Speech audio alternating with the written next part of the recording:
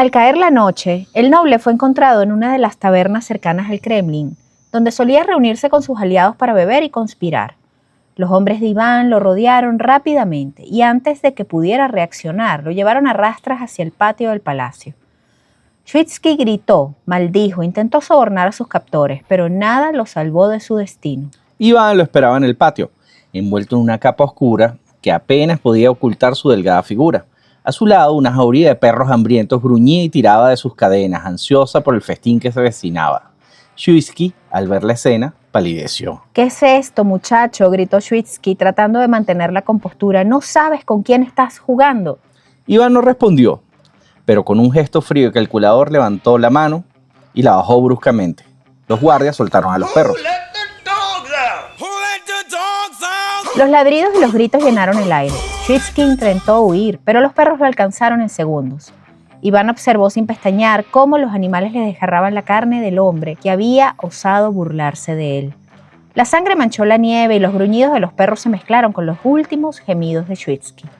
Cuando todo terminó, Iván se acercó lentamente al cadáver mutilado y dijo: Nadie volverá a desafiarme.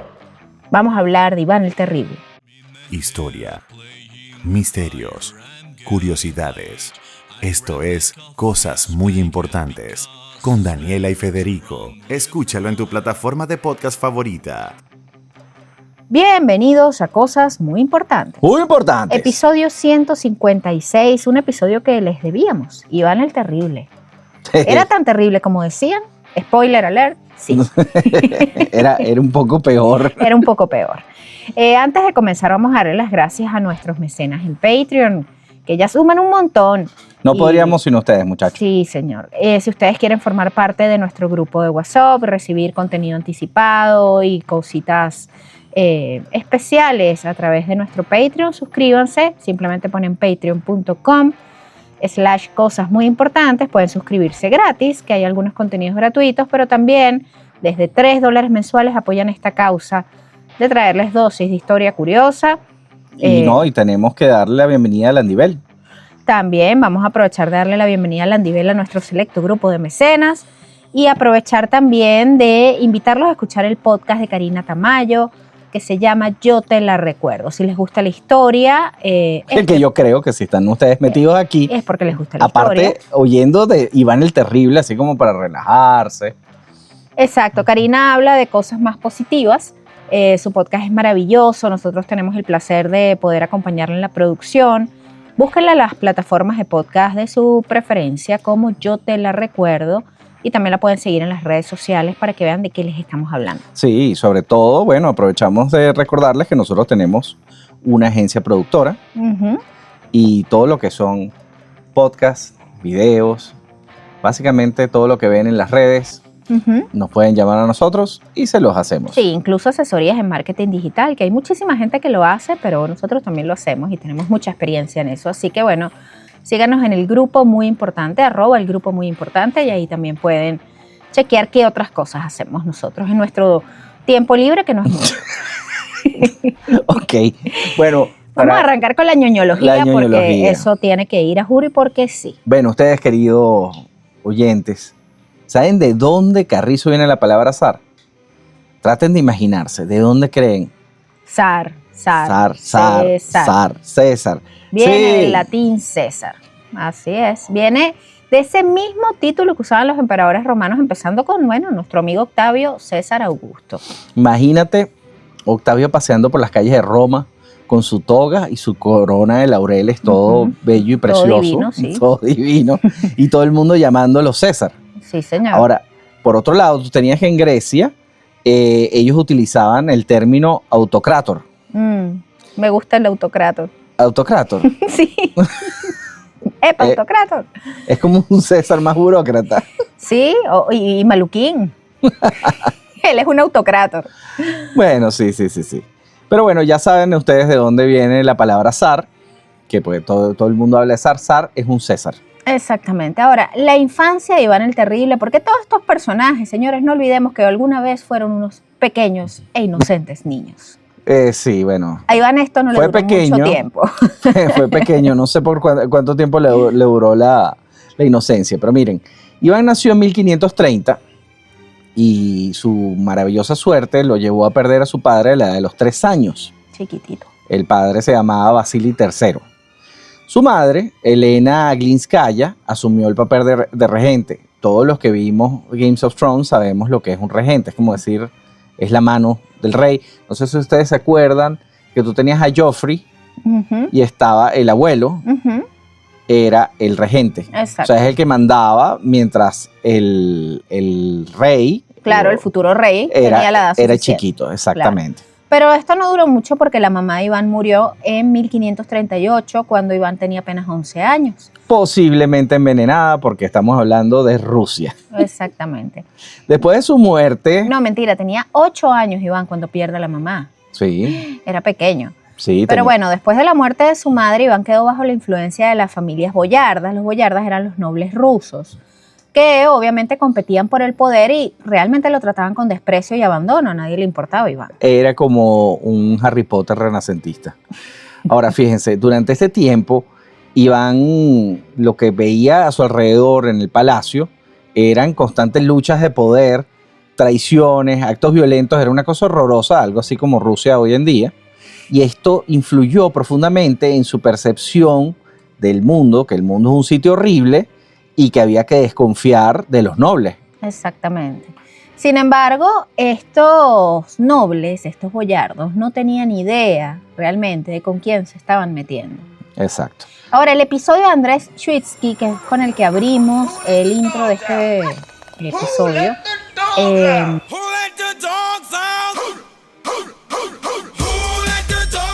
ocurrió en 1543. Cuando Iván solo tenía 13 primaveras. Imagínense un muchacho de 13 años que es capaz de lanzar a un señor mayor que de abolengo a los perros para que se lo comieran. Sí. El príncipe Andrés Chwitsky era el líder de una de las familias boyardas más poderosas de la época. Él había estado ejerciendo una influencia significativa en el gobierno y, según algunos relatos, pues había maltratado y humillado al joven Iván. Iván se la cobró, se lo anotó en su libretica negra y se lo cobró. Me imaginé a Pablo Escobar. Sí, bueno, más o menos así. No, pero es que es como un Harry Potter. Pero bueno, esto fue más que un acto de venganza, era simplemente reafirmar, aquí estoy yo soy el que mando. Exacto, y es la última vez que me van a faltar el respeto, dijo él. Probablemente así fue. Sí. En la infancia de Iván estuvo llena de abusos y traumas y obviamente esto contribuyó a esa desconfianza hacia los boyardos, hacia los nobles y esa obsesión por tener el control absoluto. Esto es lo más importante, o sea, es la característica más resaltante de la vida de Iván el Terrible y es esa obsesión de controlarlo todo. Qué terrible, ¿no? Qué tormento eso. Es que era un tipo muy atormentado. Ahora, aquí este episodio refleja o nos enseña cómo Iván aprendió a utilizar el miedo y la violencia como una herramienta de gobierno.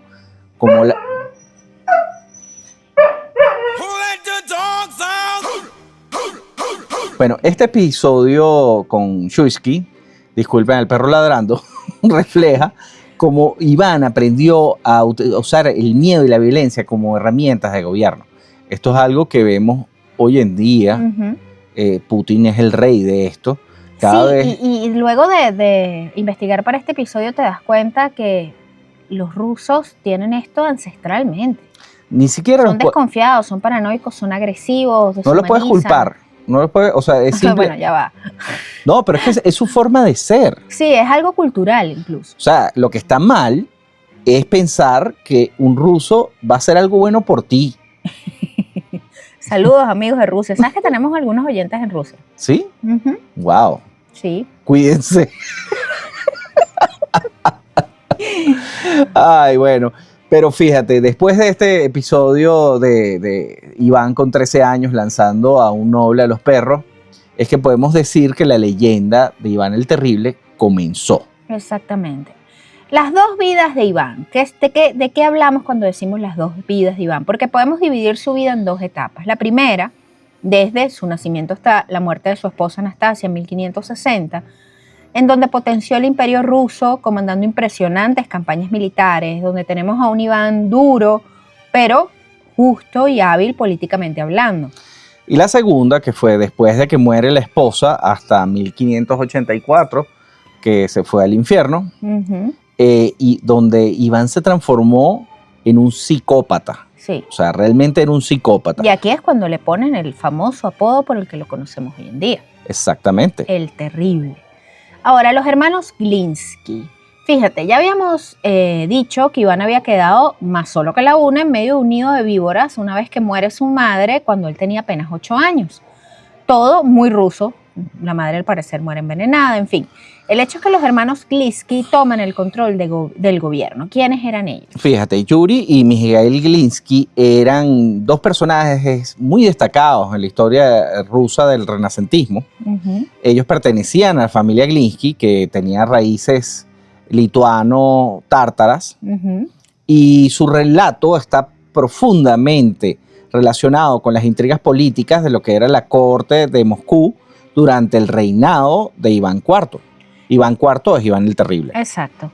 Mijaíl desempeñó un papel fundamental en la política rusa durante la infancia de Iván, pero su ambición y su participación en intrigas palaciegas lo llevaron a su caída en desgracia. Ahí fue acusado de traición, fue encarcelado en 1534 y falleció 2 años después en prisión en 1536.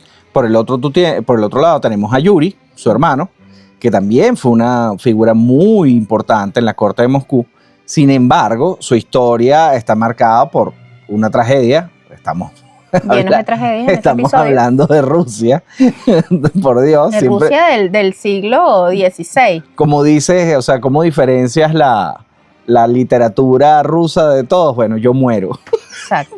Esa es la literatura rusa. Exacto. Entonces, este señor, durante el reinado de Iván IV, Yuri se convirtió, y su familia se convirtieron en el objetivo de la ira de Iván. Fíjate, en 1547, cuando Iván tenía solo 16 años, estalla un levantamiento popular en Moscú. Los ciudadanos estaban enfurecidos por la corrupción y el mal gobierno de los boyardos, porque la historia es así, esto siempre ha pasado. Culparon a los Gliński de varios de estos males. Yuri Gliński fue linchado por la multitud y su hermano Mijaíl, que ya había fallecido en la cárcel, fue desenterrado y profanado simbólicamente. Imagínate el nivel de odio que tenía esta gente acumulado. Este evento marcó un punto de inflexión en el reinado de Iván, quien comenzó a tomar el control directo del gobierno. Y estamos hablando de que Iván tenía 16 años, era un hombrecito. 16 años esos tiempos es como tener 35 años. Sí, y 16 años Iván el Terrible son como 54 míos. Exacto, que todavía no has llegado. Que todavía no he llegado. Exacto. Ahora, vamos a contarles un poco sobre el obispo Macario de Moscú. El obispo Macario fue una figura eclesiástica muy destacada en la Rusia renacentista. Él nació en 1482.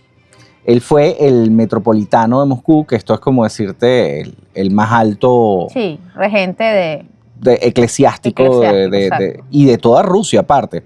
Y desempeñó un papel crucial en lo que es la consolidación de la Iglesia Ortodoxa rusa y la política cultural del país durante el gobierno de Iván el Terrible. Como siempre, la Iglesia casada ahí de mano a mano con la política, ¿no? Fíjense, tuvo una gran influencia en la corte de Iván, actuando como consejero espiritual y político. Fue instrumental en la coronación de Iván como el primer zar de toda Rusia en 1547. El primer César. El primer César, señores. Un evento que simbolizó la unificación del poder secular y religioso bajo la autoridad de Moscú. Esta coronación no solo consolidó la posición de Iván como gobernante absoluto, sino que también elevó el estatus de Rusia en el escenario internacional.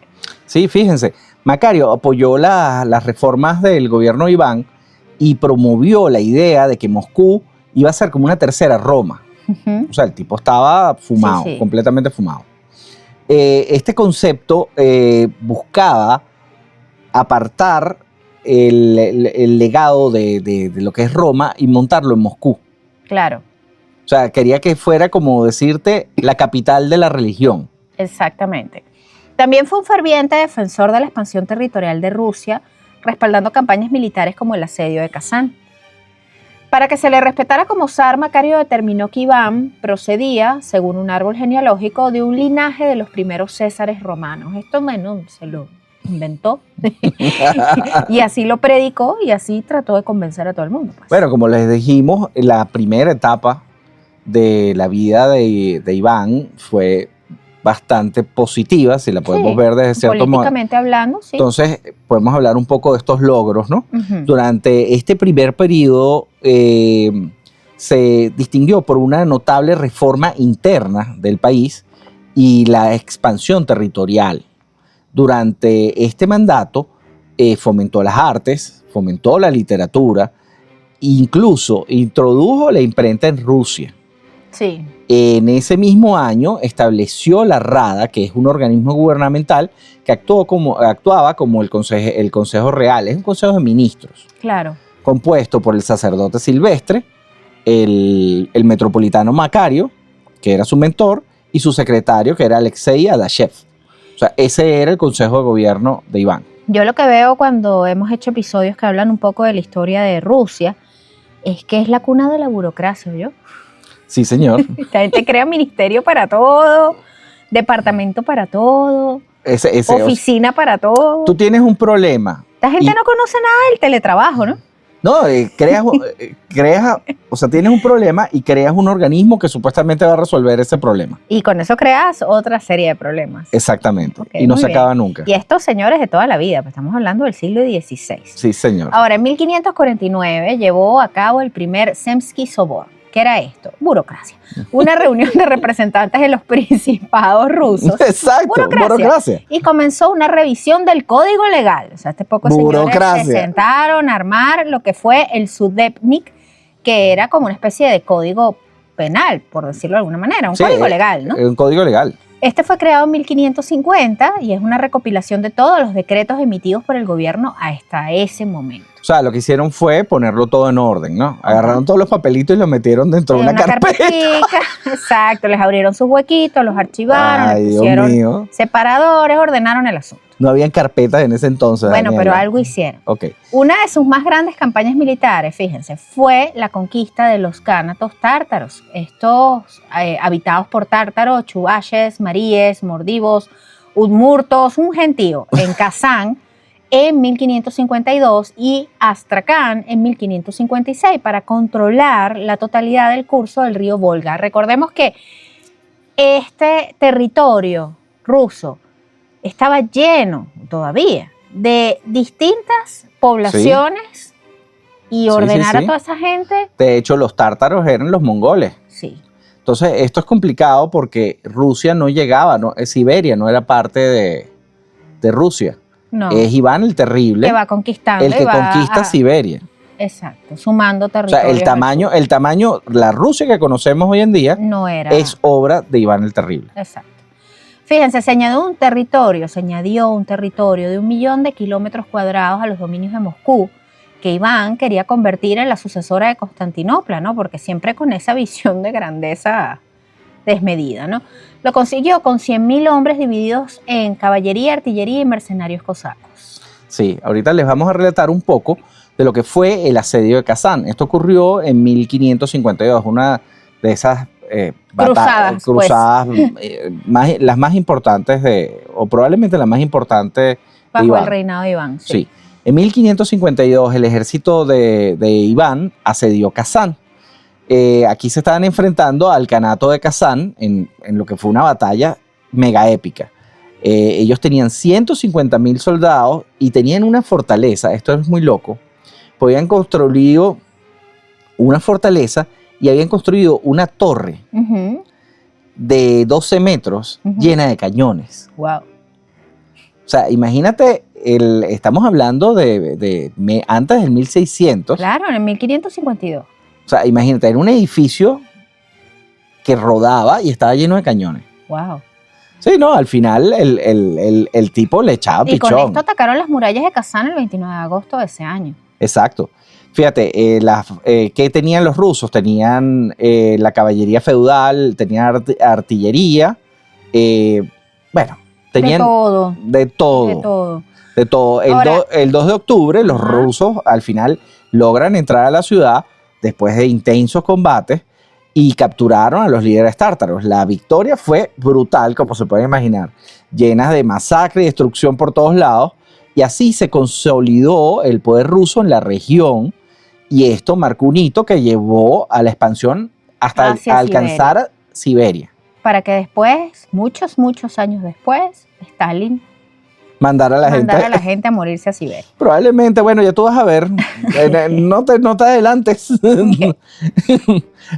Stalin era malo, pero no lo inventó todo. No. Esto lo inventó Iván. Que era terrible. Era terrible. Psst. El zar comenzó la guerra con Livonia, que actualmente es Estonia y Letonia, una mancomunidad polaca-lituana en 1558 para conseguir una salida al mar Báltico. Esto lo estamos viendo. Siempre. O sea, Putin anda en la misma, Sí, que Iván el Terrible, que todo es un tema.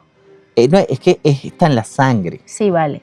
Este territorio estaba defendido por los hermanos livonios de la Espada. Esto era una orden militar católica fundada en 1202. Estos eran como los cruzados, como Exacto. ¿cómo era que se llamaban? Los templarios. Los templarios, era algo así. Los cruzados es una sopa que hacemos en Venezuela que tiene carne y pollo y es Carne y buenísima. pollo, es demasiado buena. Y no tiene nada que ver con esto. Esta gente debió haberse tomado un cruzado. Te apuesto que no estarían tan molestos. Ellos lo que tenían era frío. Tomaban goulash. Bueno, pero tenían frío. Tenían frío, eso seguro. Un cruzado, mira, eso hace feliz a todo el mundo. Lo manda a dormir feliz. Exacto. Pero bueno. La conquista proporcionó a Rusia el puerto de Narva, abriendo un comercio con los países del norte.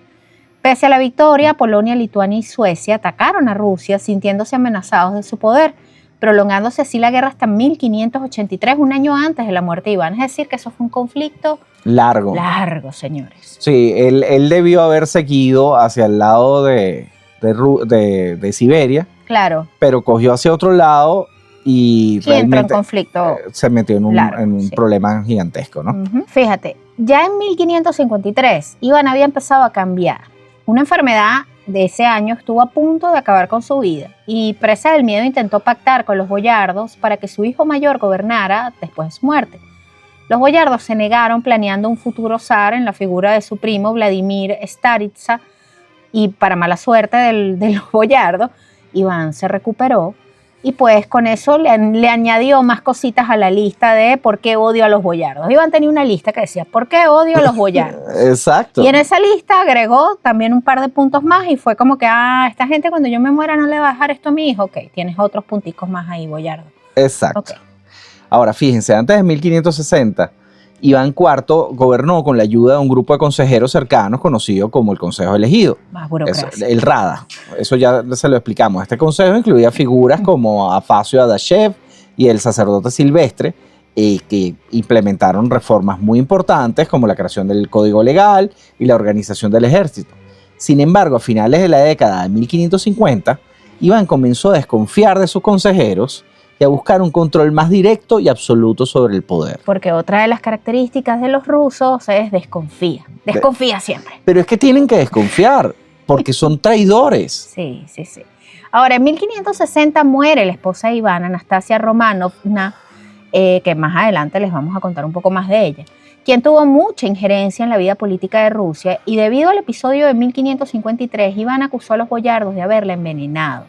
Cosa que más adelante se probó que fue cierta, ya que encontraron restos de plomo y mercurio en los huesos de Anastasia. Además, poco después murió Macario, su gran amigo. Sí, mano derecha. Y esto le produjo un dolor increíble porque era la persona en la que él confiaba. Así que todo esto sumado convirtió al joven Iván, que todavía era joven, en ese momento tenía un poco más de 30 años, en una especie de John Wick renacentista. Bueno, realmente era más bien un villano de John Wick. Y bueno, se dice que pasaba las noches dando alaridos por el Kremlin y que comenzó a sufrir de unos bruscos cambios de humor. Pasaba de la euforia a la depresión más absoluta. Claro. Empezó a tener esta personalidad borderline. Borderline. Pero es que al final es un simple hombre que fue superado por el dolor. Pero, ¿qué es lo que pasa? Que Iván no se podía dar el lujo de ser un simple hombre. No, claro, él no podía demostrar debilidad. Para nada. Esto fue aprovechado por su sucesor, el sucesor de Macario, que era Afanasio, que convocó una reunión de nobles que se dirigió al palacio del zar para reprocharle su gobierno y pedirle que abdicara. Para sorpresa de todos, Iván salió muy, ¿cómo podemos decirlo? cabizbajo compungido de aquella reunión y dijo que, bueno, que sí, que abdicaría en favor de sus hijos y se marcharía al exilio. Pero ¡ja! No. Todo era una farsa del zar, que solo se marchó a 100 kilómetros de Moscú en el refugio de, no los voy a decir porque es imposible. Voy a ver si lo puedo decir. Alexandrovskaya Sloboda. Eso es una zona. Bueno, ahí había un refugio.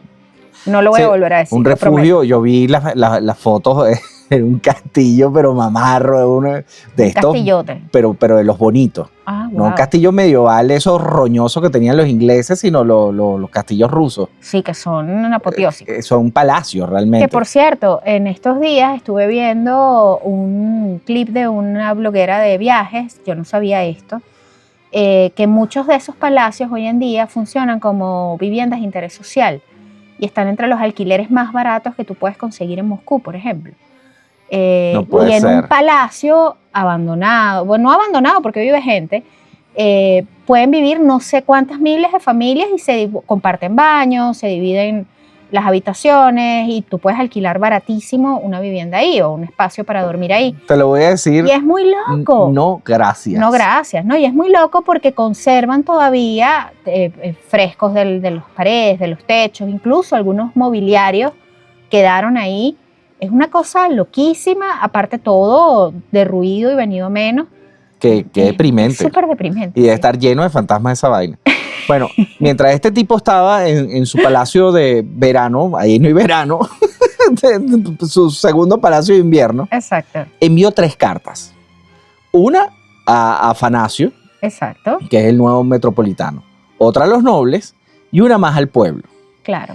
Las 3 cartas se leyeron en una plaza y denunciaban la corrupción, traición y robo de las instituciones religiosas y administrativas. Estas cartas estaban potentes, ¿eh? Obviamente, todo el pueblo se crispó. Claro. Porque es así, o sea, el único que me puede pegar a mí es Iván. Exacto. Pero no me toquen Iván. Exacto.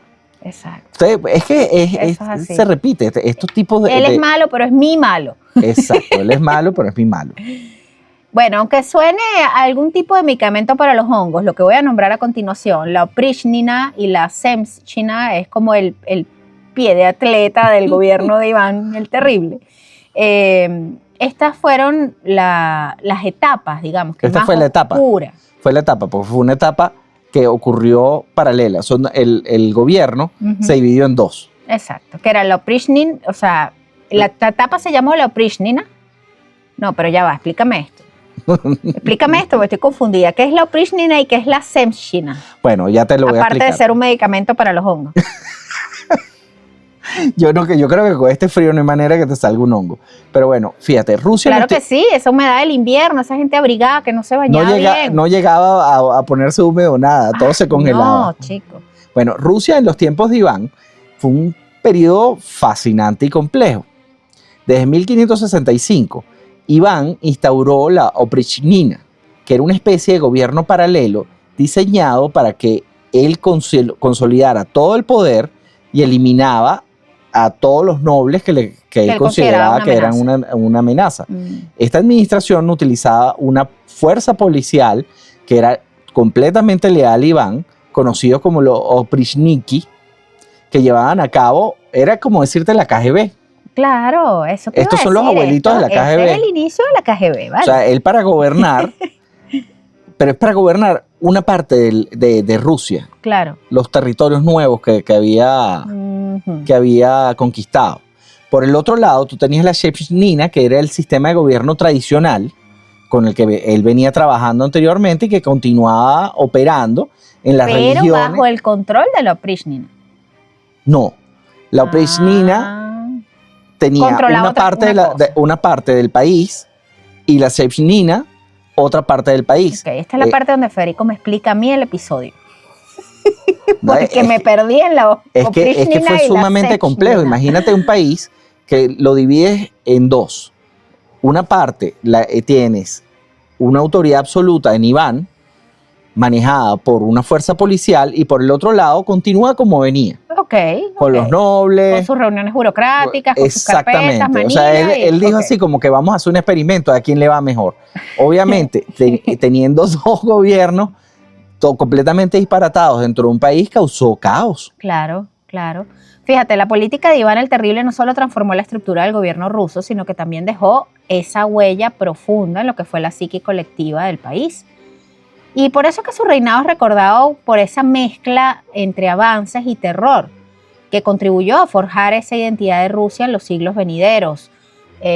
Incluso lo mismo ocurre con Catalina la Grande, que se habla de ella, bueno, la historia la ha retratado con todo lo malo, pero durante su gobierno, pues hubo mucho crecimiento también. Exacto. Entonces son como esa ambigüedad. La única manera, los únicos que mueven a Rusia hacia adelante son los hombres malos y fuertes. Claro. Si hay algún tipo de debilidad, eso no va para el baile. Eso no funciona. Pero bueno, volviendo un poco con Iván, ya les explicamos que Rusia estaba dividida en dos gobiernos totalmente distintos. Uno tradicional y uno que era la KGB. Yo ya lo entendí. Iván se había marchado a su palacio de verano-invierno. Exacto. Y no dejó a nadie a cargo. Okay. Él simplemente se fue. Mientras el caos invadía las calles, una delegación formada por representantes de la iglesia y los boyardos y los comerciantes, o sea, la gente con poder en Rusia, se dirigió al Palacio para solicitarle a Iván que regresara a Moscú. Y pusiera orden. Claro. Exacto, o sea, nos van a matar a todos aquí. Porque el mayor problema del pueblo ruso es que si se arrechan, claro, es decir, se molestan, se ponen bravos y furiosos. Van directo a la cabeza, claro. Y eso lo vimos en la Revolución Rusa. Claro. O sea, eso pasa, sí. En Rusia pasa. Sí. Ahora, Iván acepta, pero pone una sola condición: poder ilimitado.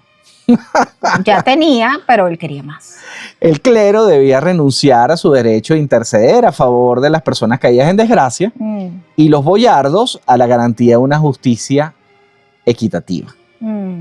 La delegación acepta las condiciones y un mes más tarde Iván regresa a Moscú. Y esta no fue una buena idea. Definitivamente no fue una buena idea. Porque Iván vuelve arrecho, como dice. Ahora les vamos a contar quiénes eran estos oprichnik. Aquí hay más o menos un relato, fíjate. Al amanecer del tercer día, llegaron vestidos de negros con sus caballos oscuros y sus rostros ocultos bajo capuchas. Llegó el Sebim. Entraron en la ciudad como una sombra maldita. Sus estandartes adornados con el símbolo de un perro y una escoba. Ok. Ondeaban al viento. Ese fácilmente pudiera ser el símbolo de esta casa. Un perro y una escoba. Porque además siempre están juntos. Y un gato gordo echado. Exacto. Ondeaban al viento recordando a todos su misión: olfatear la traición y barrerla de la tierra. Wow. Para administrar la oprichnina, Iván el Terrible necesitaba un cuerpo de tropas leal solo a él. Entonces él reclutó entre 1.500 y 6.000 hombres para formar una guardia personal. Esta hermandad de carácter religioso-militar, porque si bien él le quita poder a la iglesia, él era un tipo religioso, se centraba en la obediencia total a él, ¿no? Iván eligió soldados sin vínculos con los boyardos, priorizando su lealtad alzar sobre la familia, lo que lo llevó a muchos de los ¿cómo es que se llamaban? Oprichniki. Fueran veteranos del norte de Rusia junto a aventureros y bandoleros de diversas nacionalidades. O sea, básicamente armó las milicias como lo tuvimos aquí. Claro. En un momento determinado. Claro. O sea, es una situación compleja porque, o sea, si tú quieres un cuerpo armado que no tenga ningún tipo de nexo con la población, lo tienes que armar a punta de lobo solitario, claro, y tipos extraños. Y lo creas tú bajo tus condiciones. Mercenarios. Como mercenarios, exactamente. Exacto. Fíjate, para preservar la cohesión dentro de los oprichniki, Iván el Terrible no solo empleaba castigos físicos, sino que a veces esos castigos que le aplicaban a los que no le hacían caso terminaban en muertes sangrientas. Claro. Sobre todo contra aquellos que traicionaban su confianza. Y además también recompensaba generosamente a los que le eran leales. Claro, entonces ahí te mostraba claramente, mira lo que te pasa si te portas mal, mira lo que te pasa si eres bueno conmigo. Es un manual. Ay, qué horrible. ¿Verdad? No ha cambiado nada, es un manual. No. Fíjate, les otorgaba una administración civil independiente de las demás instituciones gubernamentales, los eximía de tributos y les concedía un nivel de autonomía interna que solo poseía en ese entonces la Iglesia Ortodoxa rusa. Les dio muchísimo poder. Exacto. Los oprishniki debían adoptar una apariencia ascética similar a la de los monjes y 300 de ellos residieron en una especie de convento en Moscú que estaba adyacente a las residencias del zar, ahí en el Kremlin, donde el propio Iván participaba en unas ceremonias semirreligiosas con ellos. Era una cosa rara esto. Esto es una cosa bien creepy. No obstante, de esta apariencia de religiosidad, la enorme autoridad y poder concedida por Iván a los oprishniki, en la práctica les permitía cometer toda clase de crímenes contra la población. Sí, todo aquel que el zar consideraba desleal, sean aristócratas de todo nivel hasta campesinos, cometiendo desde asesinatos, violaciones, mutilaciones, robos, saqueos, hasta torturas, especialmente crueles para causar el mayor terror entre el pueblo. En este caso, aplicaban empalamientos y descuartizamientos públicos, quema de prisioneros aún vivos como antorchas humanas. O sea, los tipos eran rudos. Malos. Y gracias a su autonomía política y jurídica, esta legitimaba y absolvía cualquier delito que cometieran los oprishniki. O sea, tenían patente de corso. Literalmente patente de corso. Bueno, al punto de que estos se convirtieron en personajes realmente temidos y detestados por la población. Esto lo hemos vivido, ¿sabes? ¿Sí? Esto lo hemos vivido. Sí. Ahora, ¿sabías que los oprishniki no eran exactamente, digamos que los superhéroes de la justicia global? Más bien eran los primeros policías dedicados a eliminar a los villanos internos del zar. Esto les suena, ¿no?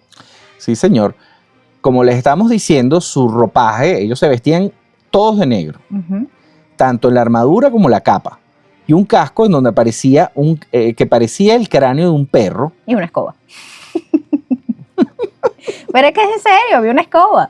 Mira, yo para estuve... simbolizar la orden del emperador de barrer la inmundicia de Rusia. O sea, lo de la escoba es verdad. Claro, pues yo estuve leyendo que eran tan locos y tan extraños que muchos de ellos llevaban una cabeza de perro en los caballos. Qué horrible, y durante el invierno no había problema porque la cabeza de perro se mantenía fría. Claro.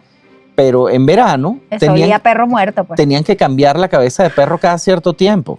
No aguantaban el olor.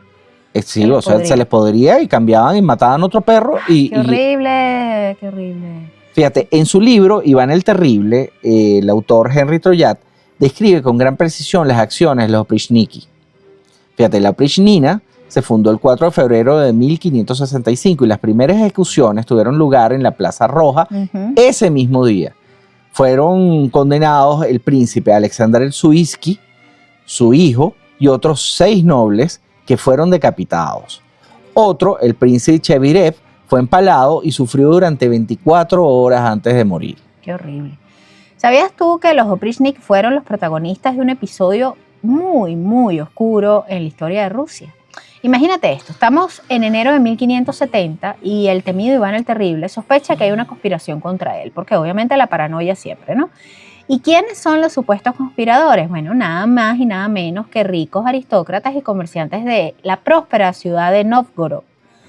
Enterado de esto, Iván no perdió el tiempo y tomó Novgorod con sus tropas y obviamente delegó a los oprishniki la labor de reprimir la ciudad, podrán imaginar. Y como dice la pastora Soraya, ¡manda fuego! ¡Manda fuego, señor! Dignatarios, comerciantes y ciudadanos corrientes, en total unas 1000 personas fueron llevadas a la plaza central de la ciudad. Oye, esa plaza roja de Moscú se ha visto correr sangre, ¿yo? No, esto era de Novgorod. Esto era lo exacto. No, pero no se los llevó a... No, esto fue ahí, a domicilio.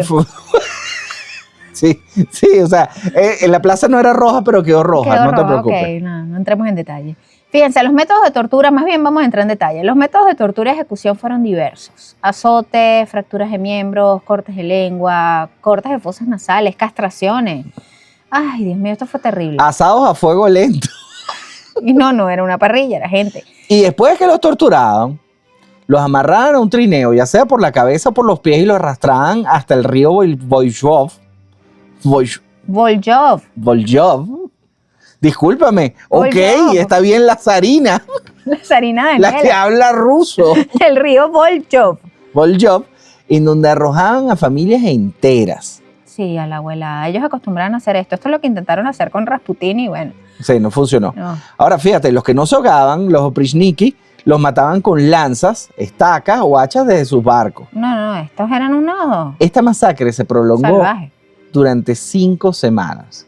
Ahora bien, nadie se pone de acuerdo de cuánta gente mataron aquí, No saben realmente.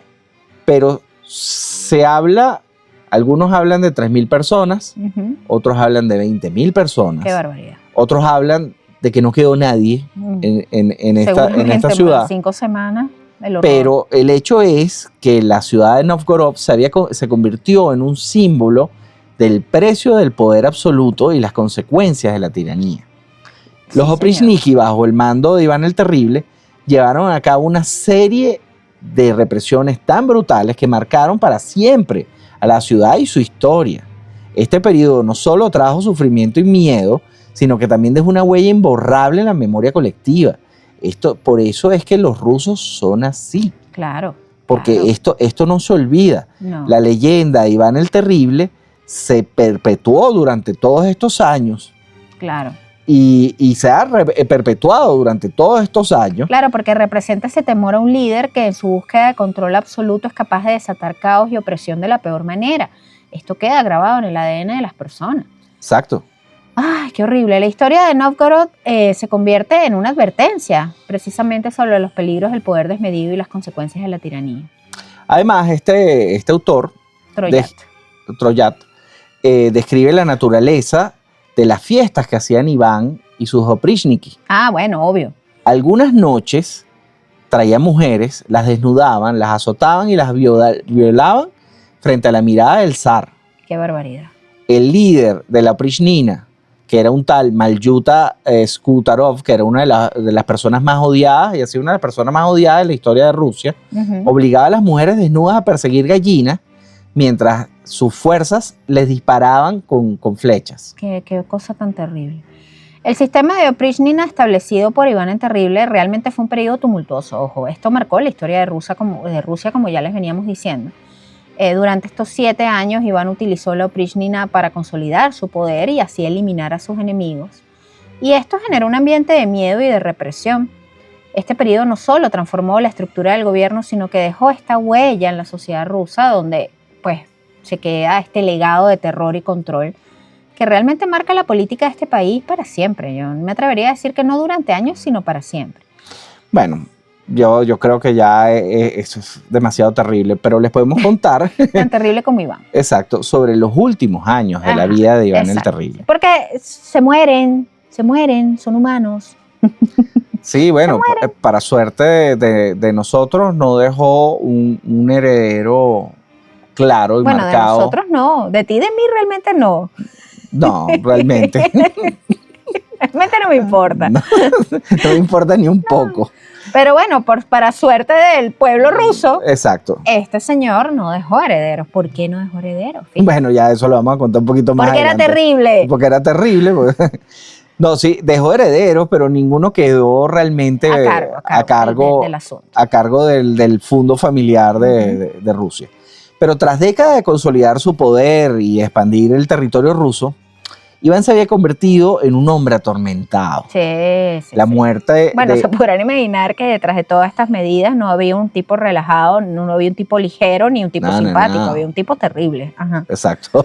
La muerte de su primera esposa, Anastasia, en 1560, lo sumió en una profunda depresión y su carácter se volvió cada vez más impredecible y violento. En sus últimos años, este comportamiento se intensificó. Fíjense, Iván vivía rodeado de sospechas, convencido de que todos conspiraban contra él, pero ¿quién no va a querer conspirar contra él si era más malo que el odio? Claro, pero al mismo tiempo uno no se atrevería porque él dejó muy claro todo lo que era capaz de hacer. Claro, pero eso no controlaba su paranoia. Pero se lo querían quitar de encima. Obvio. Según los escritores no parciales polacos, porque este es el tema de aquí, o sea, la historia la escriben De repente fanáticos de Iván, pero según escritores polacos, en estos últimos años de vida, él se jactó de haber deflorado a más de 1000 vírgenes y posteriormente haber asesinado a los hijos resultantes. Yo esto lo veo bastante difícil. No, yo no. Yo sí lo creo. Quizás no 1000, pero sí lo creo, que de haber sido capaz de eso. Me canso. Posiblemente. Bueno, ciertos historiadores modernos piensan que esto es una leyenda negra creada por la propaganda polaca. Recuérdate que ellos estaban en guerra con Polonia. Sí, claro. Sin embargo, existe una base real sobre las elecciones de las novias para el zar. Claro. Y de hecho, muchas muchachas muy notables llegaron a la capital para ser novias de Iván. Pero yo no estoy muy claro de que esto haya sucedido así. Él tuvo muchas otras mujeres después de la muerte de Anastasia. Sí. La muerte de su esposa Anastasia lo vuelve loco, pero después sí tuvo muchas otras mujeres que ya les vamos a ir contando. Enrique VIII se queda en pañales, señores. Exactamente. Fíjate. Pero bueno, hay un episodio muy oscuro que a mí siempre me ha parecido escalofriante en la historia de Iván el Terrible. Uno de los episodios más oscuros de la vida de Iván fue el asesinato de su hijo y heredero, Iván Ivanovich. Esto ocurrió en 1581, 3 años antes de morir Iván. Uh-huh. Y esto lo persiguió hasta el final. En un arrebato de ira, este muchacho llegó con su esposa embarazada Uh-huh. a la recámara de Iván. Uh-huh. A Iván no le gustó como ella estaba vestida y se paró para darle con un bastón A ella, y él se puso en el medio el hijo. Uh-huh. y él lo golpeó con el bastón y lo mató. Sí, lo mató a bastonazo. Dicen que se arrepintió toda su vida de esto y que esto lo acercó de una manera más exagerada y enfermiza a la religión, pidiendo perdón, tratando de... Porque ese era su heredero, además, porque su otro hijo... Era tonto. Él lo consideraba tonto, no sabemos si realmente era tonto, de pronto era otro tipo de persona, pero Iván consideraba que no tenía las cualidades para llevar adelante todo. O sea, no tenía guáramo, pues. Entonces, a este hijo, que era su primogénito, que era realmente el hijo al que él le iba a dejar todo, él mismo lo mata en un arrebato de ira. Entonces, dicen que esto lo termina de deteriorar, sí, incluso de salud. De hecho, él se refugió en la religión Uh-huh. y buscó mucho consuelo en lo que era la fe ortodoxa. Pasaba largas horas orando y haciendo ayuno. Se rodeaba de monjes y clérigos a quienes consultaba constantemente. Y esos monjes aterrorizados, teniendo cuidado con cada palabra que decía. Pedazo de loco. Sin embargo, este arrepentimiento no lo liberó de esos demonios. Esos demonios internos que llevaba continuamente. O sea, pasó años siendo un gobernante despótico. O sea, si agarras y te reúnes con puros monjes, no te vas a convertir en monje. No, claro que no. Pero bueno, igualmente, a pesar del deterioro físico, de los dolores crónicos que empezó a sufrir, causados por posiblemente una enfermedad degenerativa, su aspecto físico reflejaba un desgaste. Muchos decían que tenía sífilis. Maybe. Otros que él tomaba para la sífilis mercurio. Y que el mercurio lo terminó de volver loco. Pero al final, en marzo de 1584, Iván el Terrible colgó los tenis. Exactamente, mordió el polvo. Exacto. La causa de su muerte todavía es un misterio. Se puso el traje de caoba. Se puso el traje de caoba, sí señor. Se fue para el otro barrio. Todas las maneras de decir cómo llegó la muerte. Qué horror. Sí. Ahora, fíjense, su legado, se dice de la muerte que quizás pudo haber sido envenenado, que no se sabe realmente la causa exacta de su muerte. No era tan viejo cuando murió. No. Claro, en aquellos tiempos sí, pero en tiempos actuales no. Y en tiempos de Iván el Terrible probablemente era bastante, ¿no? Pero bueno, su legado fue tan contradictorio como su vida, porque fíjense, por un lado fue un líder que fortaleció el Estado ruso, nadie puede negar eso, expandió su frontera. Pero por otro lado, esa crueldad y esa paranoia dejaron esa marca indeleble en lo que es la historia de Rusia. Ahora, ya para terminar, les vamos a contar un poco de lo que fue la vida amorosa de Iván. Pues fíjense, o sea, la vida amorosa de Iván el Terrible. Hay tantas cosas.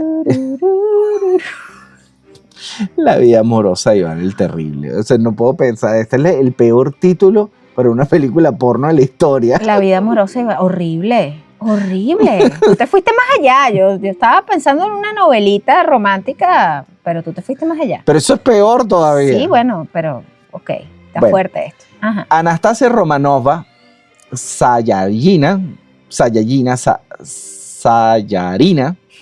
fue la primera en decir sí quiero a Iván. El resultado tuvieron 6 hijos y con ella se inicia la dinastía de los Romanov. Exactamente. Después vino María Teruminikova, que era una noble circasiana. Tuvieron un hijo que se llamaba Vasily, pero tristemente vivió solo 5 semanas. Ella murió un poco después. Veneno, quién sabe. Marfa Vasilievna Sobakina. Esta fue la esposa número 3. Ella murió 16 días después de casarse y en este caso también se sospecha de envenenamiento. Después tenemos a Ana Ivanova, que fue la 4ª. Esto, 2 años después de su boda, ella terminó en un convento. Bueno, pero la verdad que quién podría pensar que casarse con Iván el Terrible podía tener problemas, ¿no? Pero no fue la única que terminó en un convento. Ana Grigorievna Vasilishkova fue la 5ª en la lista de las esposas de Iván el Terrible y también terminó en un convento. Menos de un año después de casarse. Exacto. O sea, si te ponías... Luego, Iván, baja la tapa del baño para el convento. Iván, dejaste la toalla mojada arriba de la cama, envenénala. Por ahí va la cosa. Sí, por eso digo que Enrique VIII se quedó en pañales al lado de este señor. Vasilisa Meletenieva, esta fue la 6ª esposa. Está forzada, señores, porque esta se consiguió un amante, pero no le fue bien. Exacto. Ni a ella ni al amante. Exacto, el amante fue empalado, Uh-huh. sí señor, empalado, y ella también fue enviada a un convento.